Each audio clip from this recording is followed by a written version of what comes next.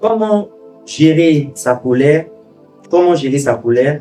C'est le sujet que nous abordons aujourd'hui dans ce numéro 2 Paroles de sagesse. Bienvenue à toi et que Dieu bénisse ta semaine. Regardons ensemble donc ce que la Bible en dit en plongeant nos regards en Proverbe 12, le verset 16. Proverbe 12, 16, et voilà ce qui y est écrit.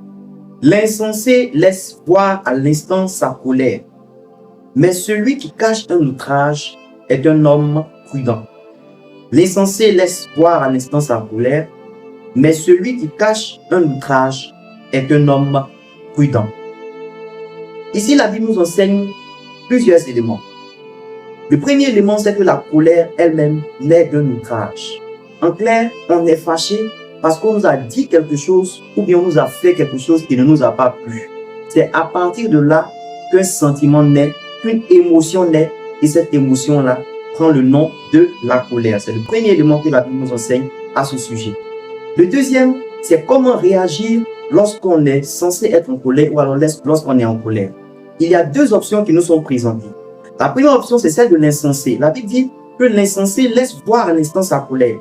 L'insensé, c'est celui, on lui a dit quelque chose qui ne lui a pas plu. En même temps, je vais lui dire deux mots. Je ne laisse pas passer ça. En fait, l'insensé est celui qui veut en même temps exprimer sa colère. Non, la Bible nous dit plutôt d'être sage. Et être sage, selon la Bible, c'est de cacher son outrage. Alors, qu'est-ce que ça veut dire cacher son outrage?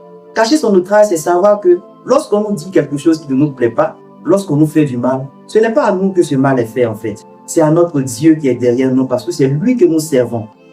Ne dit-on pas que quand Dieu fait ton palabre, il faut pas enlever ton habit? C'est exactement ce qui est imagé ici dans les Saintes Écritures. Alors lorsqu'on t'outrage, lorsqu'on te dit quelque chose qui ne te plaît pas, ne l'exprime pas de manière vigoureuse. Sache d'abord que c'est ton Dieu qui est en train d'être offensé, qui est en train d'être insulté. Calme-toi et réponds avec beaucoup de retenue. On te dira donc sage. Sage parce que tu n'as pas laissé exprimer ta colère. Je prie pour toi que Dieu te donne un cœur tempérant, un cœur qui sait garder son calme et faire recours à Dieu lorsque nous sommes offensés et non à notre propre force. Que Dieu bénisse ta semaine au nom de Jésus. Amen.